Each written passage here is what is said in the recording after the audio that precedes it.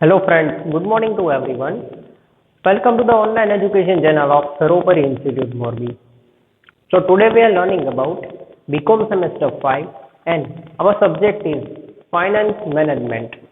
હવે આની અંદર આપણે એક ઇન્ટ્રોડક્શન પાર્ટ જે છે એને આપણે ફર્ધર રન કરીએ છીએ. તો આપણે કોન્સેપ્ટ ઉપર જઈએ, ફાઇનાન્સ મેનેજમેન્ટ.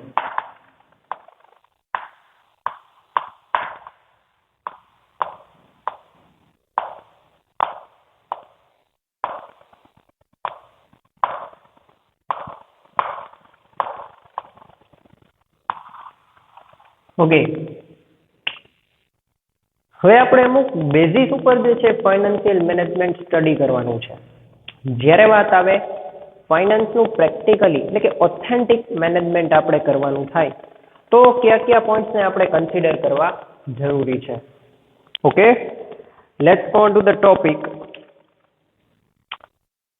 આપણે એની અંદર મીનિંગ, ડેફિનેશન, એવેલ્યુએશન આ ત્રણ વસ્તુ જે છે ડીપલી આપણે સ્ટડી કરવાની થશે.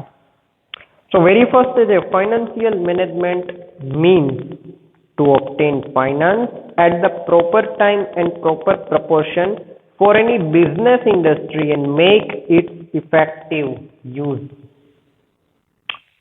Financial sources, financial proportion and to obtain proper finance at the right time. ત્રણ ટોપિક જે છે આપણને આની અંદર કીધા કે પ્રોપર ફાઇનાન્સ આપણે કયા સોર્સિસ પરથી અવેલેબલ થઈ શકે છે. અધરવાઇઝ જે આપણે ફાઇનાન્સ કલેક્ટ કરીએ છીએ for the run any kind of business, તો એ આપણી આગળ પ્રોપર સોર્સિસનું નોલેજ હોવું very first it is very necessary. ત્યારબાદ પ્રોપર ટાઈમ, તો ટાઈમ એલોકેશન છે મેઇન પાર્ટ છે. જનરલી તમે કોઈ બી વર્કિંગ પ્રોસેસ જે છે એ વર્કિંગ પ્રોસેસ એડમિટ કરો છો તો એની અંદર ટાઈમ જે છે એને આપણે કન્સિડર કરવો જરૂરી છે. That is allotment of time. તો એ સ્કિલ્ડ પર્સન ઉપર ડિપેન્ડ કરે છે. સ્કિલ્ડ પર્સન નો only not the skilled person but એની માટે જે છે ઓબ્ઝર્વેશનની પણ આપણે સારી એવી જરૂરિયાત પડે છે. તો આપણે ફોર એન એક્ઝામ્પલ બિઝનેસની અંદર આપણે કોઈ પણ ફાઇનાન્શિયલ મેનેજમેન્ટની વાત કરીએ તો વેરી ફર્સ્ટ તો છે પ્લેસ મેટર કરે છે. ત્યારબાદ આપણે બીજા સોર્સિસ જે છે વન બાય વન એ આપણે એની અંદર કન્સિડર કરવાના છે. ભાઈ ઇન્વેસ્ટમેન્ટ છે, ઇન્ફ્રાસ્ટ્રક્ચર છે, એક બજેટ ડિસાઇડ કરીએ છીએ, બરોબર છે, સ્ટાફિંગ આપણે ડિસાઇડ કરીએ છીએ. તો આ તમામ પ્રકારની પ્રોસિજર કન્ડક્ટ કરવા માટે થઈને વેરી ફર્સ્ટ તો આપણે ફાઇનાન્સ મેનેજમેન્ટના સોર્સિસ સ્ટડી કરવા જરૂરી છે. Obtaining finance and its use both have very significant place in financial management. ઘણા બધા એક સરખા પ્લેસીસ જે છે એની અંદર આપણે સ્ટડી કરી શકીએ છીએ. લાઈક વેરી ફર્સ્ટ જે આપણી પાસે છે it is industry business. Okay, કોઈ પણ પ્રકારની મોટી બિઝનેસ ઇન્ડસ્ટ્રીઝની વાત કરે તો અહીંયા વન બાય વન આપણે જે છે ટોપિક નોટ ડાઉન કરી શકીએ છીએ. તો વેરી ફર્સ્ટ જે છે business industries.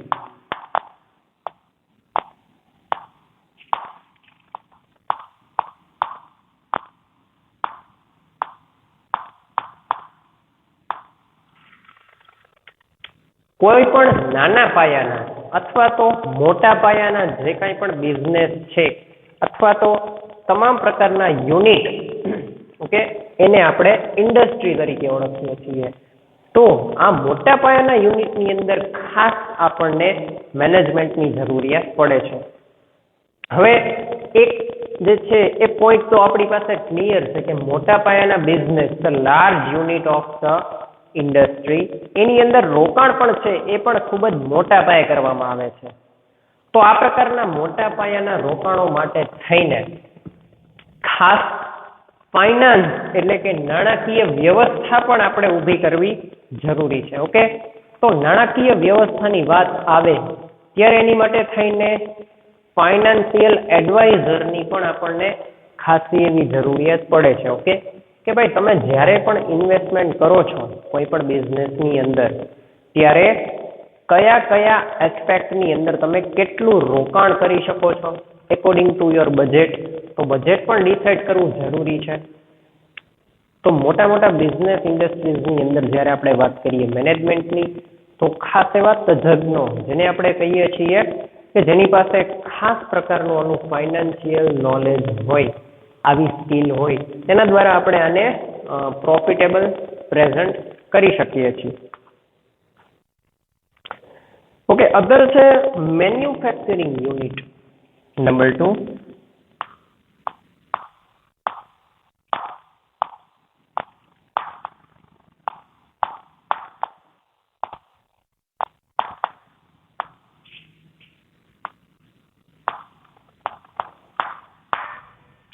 Manufacturing unit that means કે ઉત્પાદન જ્યાં થતું હોય એ પ્રકારના જે યુનિટ છે ને મેન્યુફેક્ચરિંગ યુનિટ તરીકે. એની અંદર એ વસ્તુ મેટર નથી કરતી કે કઈ વસ્તુનું પ્રોડક્શન આપણે ધ્યાનમાં લેવાનું છે. અહીંયા the things are not matter but to proper way, in a proper way financial sources are working or not. તો અહીંયા આપણે વાત કરવાની છે કે જે આપણી પાસે ફાઇનાન્સ એલોકેટ કરેલું છે પ્રોપર વેની અંદર યુઝ થાય છે કે નહીં. તો મેન્યુફેક્ચરિંગ યુનિટની અંદર પણ આપણે જોઈએ તો એની અંદર અલગ અલગ ડિપાર્ટમેન્ટ કામ કરી રહેલા હોય છે. તો આ વર્કિંગ સિસ્ટમને તમે ફાઇનાન્સની સાથે કઈ રીતે મેચઅપ કરો છો? ઓકે, સેલેરી છે, અધર ઇન્વેસ્ટમેન્ટ છે, selling process, purchasing process, miscellaneous process. તો અલગ અલગ જગ્યા, અલગ અલગ ડિપાર્ટમેન્ટ, અલગ અલગ પ્લેસીસ, ઓકે, અલગ અલગ લોકો વચ્ચે તમે ફાઇનાન્સને પ્રોપર વેની અંદર મેનેજ કઈ રીતે કરો છો? મેન્યુફેક્ચરિંગ યુનિટની અંદર ડેફિનેટલી ઘણા બધા યુનિટ અધર સ્મોલ પાર્ટ એને કહી શકાય એ વર્કિંગ કરી રહેલા હોય છે. તો એની અંદર તમે ફાઇનાન્સને કઈ રીતે એલોકેટ કરો છો? ઓકે, એની અંદર કયા બેઝ જોવાના છે કે નુકસાન પણ ન થાય અને જે કાંઈ પણ છે એને ન્યાય મળે, સેટિસ્ફેક્શન મળે. ઓકે, આ બે વસ્તુ આપણે દરેકની અંદર એક એમ કહી શકીએ કે એક નેગેટિવ ફેક્ટર હોય છે અને એક પોઝિટિવ ફેક્ટર હોય છે. નેગેટિવ ફેક્ટર છે કે એની સાથે અન્યાય ન થાય અથવા તો લોસ ન થાય. ઓકે, એની ફિલિંગ્સને હર્ટ ન કરીને આપણે એને સેટિસ્ફેક્શન પ્રોવાઈડ કરીએ, અધરવાઇઝ ઇન અધર વર્ડ એની સાથે ન્યાયપૂર્ણ વર્તન કરીએ. That is very good. તો that is also part of management. કેમ કે આ પ્રકારનું બિહેવિયર જે છે એ તમારા ફાઇનાન્સ સિસ્ટમને અફેક્ટ કરે છે. લોકો તમારી ઉપર જેમ વધારે ટ્રસ્ટ તમે રાખશો એમ તમારી પાસેથી ફાઇનાન્શિયલ એક્સપેક્ટેશન્સ જે છે એ અમુક હદ સુધી ઓછી કરી શકાય છે. સોરી.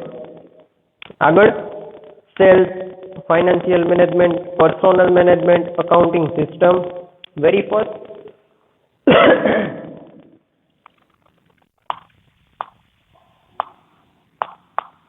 અહીંયા સેલ્સને પણ ખાસ એવું ઇમ્પોર્ટન્સ આપવાનું છે. નંબર 4, યસ, મેં તમને જે રીતે વાત કરી personal management. Okay, personal management નથી, પર્સોનલ મેનેજમેન્ટ છે.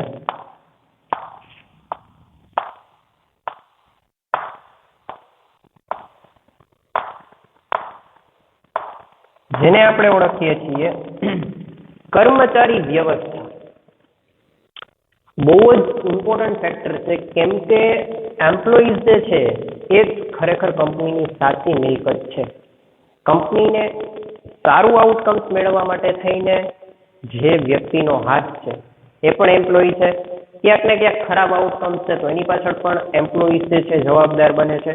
તો પર્સોનલ મેનેજમેન્ટ એટલે કે જે કોઈ પણ સબઓર્ડિનેટ છે, ટોપ લેવલ ઓથોરિટી છે, મિડલ લેવલ ઓથોરિટી છે, okay, upper level, lower level, તમામ પ્રકારની ઓથોરિટી એટલે કે તમામ પ્રકારના કર્મચારીઓ છે એનું મેનેજમેન્ટ પણ જરૂરી થઈ જાય છે. કેમ કે એને આપણે સેલેરીના ફોર્મમાં પણ આપણે એને ફાઇનાન્સ પ્રોવાઈડ કરીએ છીએ. તો એનું એક બજેટ ડિસાઇડ કરીને after we are deciding the budget and then we are doing that financial management to the personal management. So it is very better to encourage that person. તો અહીંયા એક ખૂબ જ ઉપયોગી વસ્તુ બની જાય છે. ત્યારબાદ આપણે વાત કરીએ તો આપણી પાસે એક આવે છે અકાઉન્ટિંગ સિસ્ટમ.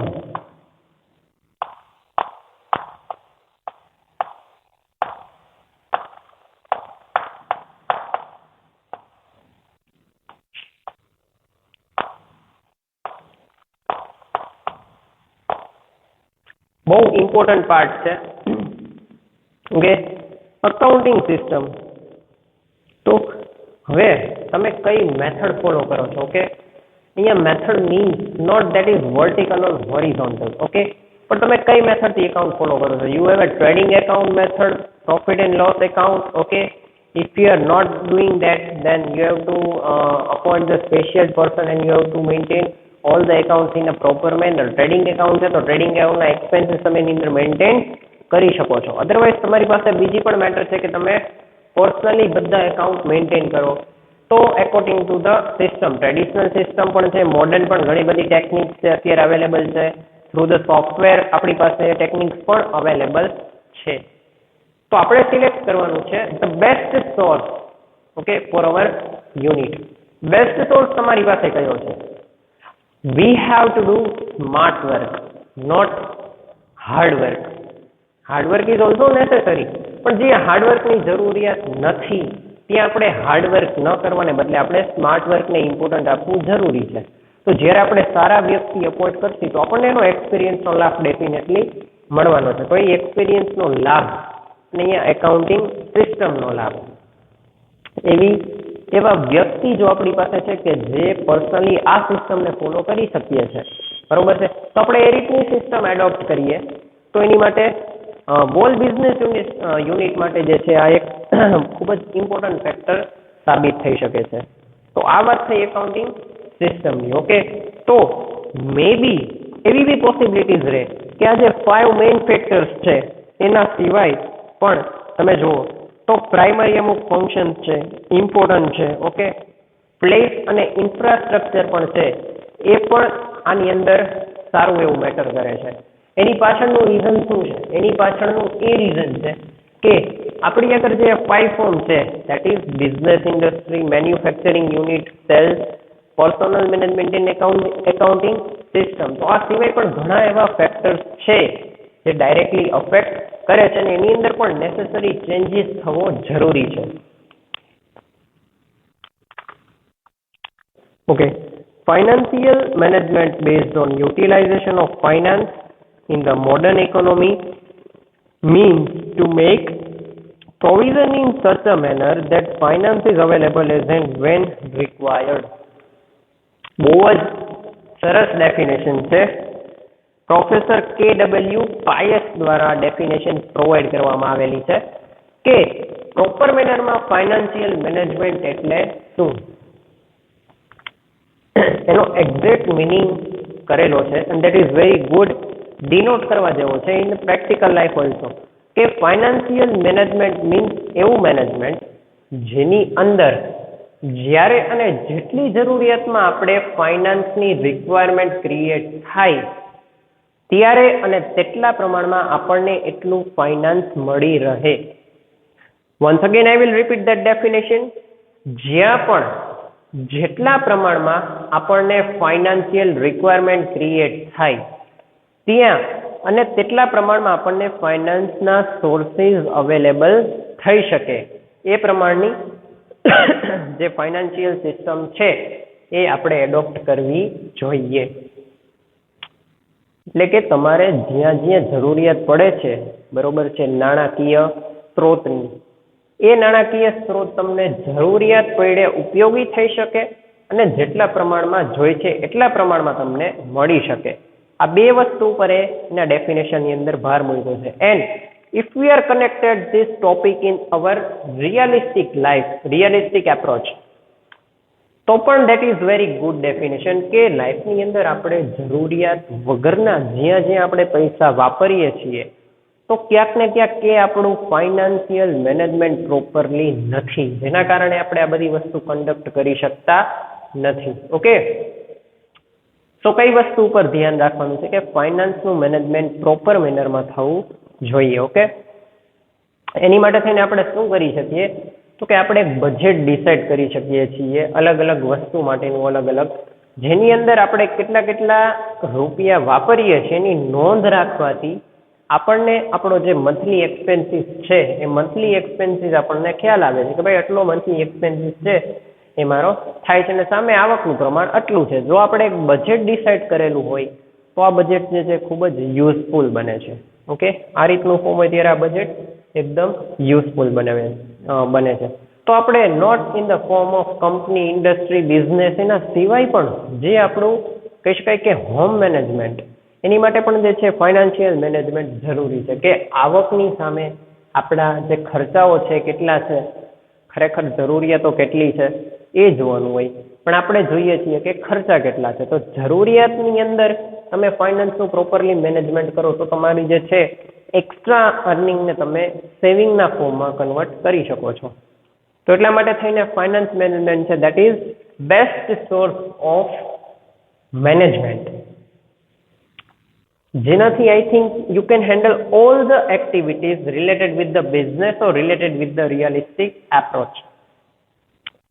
ત્યારબાદ છે in the modern economy the financial management should be done in such a way that as and when the financial needs arises it can be immediately fulfilled. જ્યારે ફાઇનાન્શિયલ નીડ્સ ક્રિએટ થાય, હવે business છે, બિઝનેસની અંદર તમે fix એવું નથી કહી શકતા કે કંપનીને પ્રોફિટ થશે ઓર કંપનીને લોસ થશે. ઓકે, ગમે ત્યારે આ રીતની સિચ્યુએશન ક્રિએટ થાય તો તમે એને પહોંચી ક્યારે વળશો? જ્યારે તમારી પાસે ફાઇનાન્સના સોર્સિસ અવેલેબલ હશે. એની માટે થઈને આપણે જે છે ફંડિંગ ક્રિએટ કરીએ છીએ, અનામતો બધી ઊભી કરીએ છીએ કે એક્સિડેન્ટલ કોઈ બી નીડ ક્રિએટ થાય તો એની સામે આપણને પહોંચી વળવામાં મદદરૂપ થાય છે. તો આ પણ એક જે છે ફાઇનાન્શિયલ મેનેજમેન્ટનો પાર્ટ છે કે આ રીતની અનામત, આ રીતનું ફંડિંગ જે આપણે એક્સ્ટ્રા રાખીએ છીએ કે આકસ્મિક કોઈ પણ ખર્ચો આવે, નુકસાન આવે, કુદરતી આફત આવે, આની અંદર મેજોરિટીમાં જે કંઈ પણ નુકસાન થાય તો એ નુકસાનને આપણે પહોંચી વળીએ. એટલા માટે થઈને ખાસ ફાઇનાન્શિયલ મેનેજમેન્ટ ઉપર ભાર મૂકવામાં આવેલો છે. અલગ અલગ ડિપાર્ટમેન્ટ વાઇઝ એક બજેટ ક્રિએટ કરવામાં આવે છે અને બજેટ એકોર્ડિંગ એક્સપેન્સીસ થાય, ઓકે, એના ઉપર ખાસ ધ્યાન પૂરું પાડવામાં આવે છે. આની માટે થઈને એક ઓબ્ઝર્વેશન કમિટી પણ જ્યારે વાત આવે કે લાર્જ સ્કેલ ઉપર પ્રોડક્શન થતું હોય તો આની અંદર એક આવી ઓથોરિટી પણ રાખવામાં આવે છે કે સ્પેશિયલી તે જે છે એ તમામ પ્રકારનું બેન્કિંગ અને ફાઇનાન્સનું ડિપાર્ટમેન્ટ હેન્ડલ કરતું હોય. તો જેના લીધે આપણે આવક અને ખર્ચ બરોબર છે આ જે પ્રમાણમાં આપણે સ્ટેબલ રાખવું એ રીતે આપણે સ્ટેબલ રાખી શકીએ છીએ. તો આપણે એની અંદર આ જ વસ્તુ સમજવાની છે. આખો સબ્જેક્ટ જે છે તમને એ શીખવાડશે કે તમે તમારી લાઈફમાં આગળ if you are in a business field, if you are doing a service, if you are doing a job, if you are doing a home management, okay, if you do anything in the future, so you can management properly. તમે આ બધા જે aspect છે એને તમે finance સાથે connect કરીને properly financial management કરી શકો છો. સો that is the part of life. તો આ 5 એસ્પેક્ટ તો છે એ આપણે બિઝનેસના પોઈન્ટ ઓફ વ્યૂથી જોયા, પણ રિયલ લાઈફની અંદર પણ આપણે ફાઇનાન્સનું મેનેજમેન્ટ કરવું જરૂરી છે, જે આપણે આની અંદર સમજી છીએ. ડેફિનેશન દ્વારા ત્યારબાદ એક વર્ડ યુઝ કર્યો ઇકોનોમી. ઓકે, આર્થિક. તો આર્થિક વિકાસ એક શબ્દ છે જે તમારે ઓલરેડી આવી ગયેલો છે. તો વ્યક્તિનો આર્થિક વિકાસ ક્યારે થાય છે કે જ્યારે એના ખર્ચાને તો પહોંચી વળે પણ એ સિવાયની જે નીડ છે કે જે લોન ઉપર ચાલે છે, that is not green loan but finance. Okay, loan ઉપર ચાલે છે તો આ લોનના હપ્તા આ તે તો જે આવક આવે છે એમાંથી એના ખર્ચ તો જે છે અમુક વર્ષ માટે ફિક્સ થઈ જ જાય છે. તો આ વસ્તુના કારણે ક્યાંક ને ક્યાંક જરૂરી એટલો આર્થિક વિકાસ જોવા મળતો નથી. બધા નાણાકીય રીતે સદ્ધર હોતા નથી, એને જરૂરિયાત પડે જ છે. પણ ખરેખર એજ્યુકેશન જે છે એનાથી પણ તમારો આર્થિક વિકાસ થાય છે. એજ્યુકેટેડ પર્સન એ વિચારવા માટે સક્ષમ હોય છે કે ખરેખર હું ક્યાં બિનજરૂરી ખર્ચ કરું છું, કે મારું ફાઇનાન્શિયલ મેનેજમેન્ટ પ્રોપર મેનરમાં નથી થતું. સો એટલા માટે થઈને અમુક ઘણા બધા એસ્પેક્ટ છે જેના ઉપર જે આપણી ટોપ લેવલ ઓથોરિટી છે એ વધારે કન્સિડર નથી કરતી, ધ્યાનમાં નથી લેતી, જે ખરેખર આપણે ધ્યાનમાં લેવું જરૂરી છે. તો બધા મુદ્દાની અંદર ક્યાંક ને ક્યાંક તમને ફાઇનાન્સ મેનેજમેન્ટ આવશે. તમે અત્યારે જે લાઈફ જીવી રહ્યા છો એની અંદર પણ તમારે ફાઇનાન્શિયલ મેનેજમેન્ટ કરવું ખૂબ જ જરૂરી છે, કેમ કે તમારી આવનારી પેઢી માટે થઈને જે અધર એક્સપેન્સીસ છે તમારે અવોઇડ કરવા પડશે. દિન પ્રતિદિન તમે જુઓ છો કે અલગ અલગ વસ્તુના ભાવમાં ઓકે, આ બધી વસ્તુની અંદર વધારો થાય છે. તો એની પાછળનું રીઝન છે કે તમારે એની માટે પ્રિપેર રહેવાનું છે. You have to be prepare yourself. તો તમારે ફાઇનાન્શિયલ જે સોર્સિસ છે, જે અધર ફાઇનાન્શિયલ એસ્પેક્ટ છે, એને પ્રોપર મેનરની અંદર મેનેજ કરવા જરૂરી છે. This is our 5 point of view. This is not the point for the financial management. આ પોઈન્ટ ઓફ વ્યૂથી આપણે એને ફાઇનાન્શિયલ મેનેજમેન્ટને સમજીએ છીએ. So this is the basic and introduction part of financial management. Thank you.